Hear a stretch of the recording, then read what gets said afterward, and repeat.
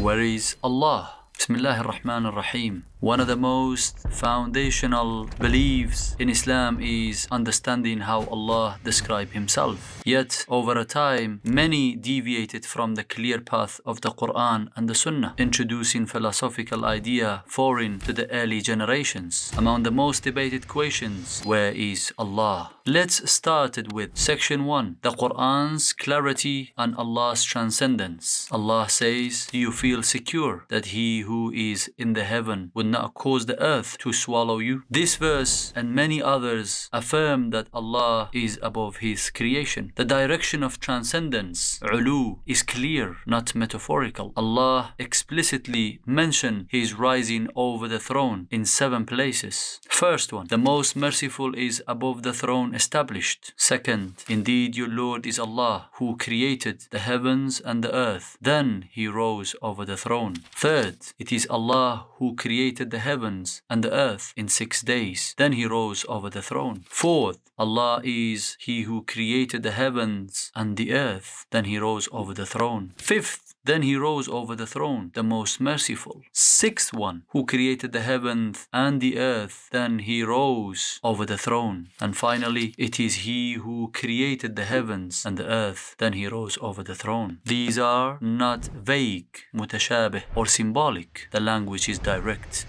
In section 2, the understanding of the Salaf al-Salih. The early generations, the Salaf, took these verses as they were. They affirmed Allah's attributes without interpreting them away and without comparing them to creations. Imam Al-Awza said, we used to say Allah is above His throne, and we believe in what has come in the Sunnah regarding His attributes. Zakaria As-Saji, he said, the position regarding the Sunnah which I saw our companions, the Ahlul Hadith, whom we met adhering to, is that Allah, exalted is He, is above His throne and is above His heavens, and He draws near to His creation however He wills. Ibn Batta narrated, the Muslims from the companions and the successors had consensus that Allah is above His throne, above His heavens, separate from His creation. Abu Umar al-Talamanki al-Andalusi said, the Muslims from among Ahl Sunnah are unanimously agreed that the meaning of His saying, and He is with you wherever you are, and similar verses in the Qur'an, is that it refers to His knowledge, and that Allah exalted is He above the heavens with His essence, established upon His throne however He wills. Abu Nasr al-Sijzi said, our Imams such as Sufyan al-Thawri, Malik ibn Anas, Sufyan ibn Uyayna, Hamad ibn Salama, Hamad ibn Zayd, Abdullah ibn al-Mubarak, Fudayl ibn Iyad, Ahmad ibn Hanbal, and Ishaq ibn Ibrahim al-Hanzali are unanimously agreed that Allah, glorified be He, is in His essence above the throne, that His knowledge encompasses every place, that He will be seen on the Day of Judgment by the eyes above the throne, that He descends to the lowest heaven, that He becomes angry and pleased, and that He speaks with whatever He wills. Whoever opposes any of this, he is absolved from them and they are absolved from him. Abu Uthman al-Sabuni, he said, the adherents of Hadith believe and testify that Allah, glorified and exalted, is above His 7 heavens, upon His throne, as stated explicitly in His book. The scholars of the Ummah and the prominent Imams from the Salaf, may Allah have mercy on them, did not differ regarding that Allah is upon His throne and that His throne is above His heavens. Ibn Abdul Barr said, after mentioning the hadith of Allah's descent, in it is evidence that Allah, mighty and majestic, is upon the throne above the 7 heavens. As the group of scholars have said, it is among their proofs against the Mu'tazila and the Jahmiyyah, who claim that Allah, mighty and majestic, is in every place and not upon the throne. In section 3, the philosophical response, Ash'aris and Kalam influence. Centuries later, groups like the Ash'aris introduced a different theology, influenced by Greek logic and philosophical thought. They claimed Allah is neither inside the world nor outside of it, neither above nor below it. Some of the examples are as follows. Al-Ghazali, he said, Allah is neither outside the world nor inside it. Fakhr al-Razi stated, the Creator exists neither inside the world nor outside it, neither connected nor disconnected.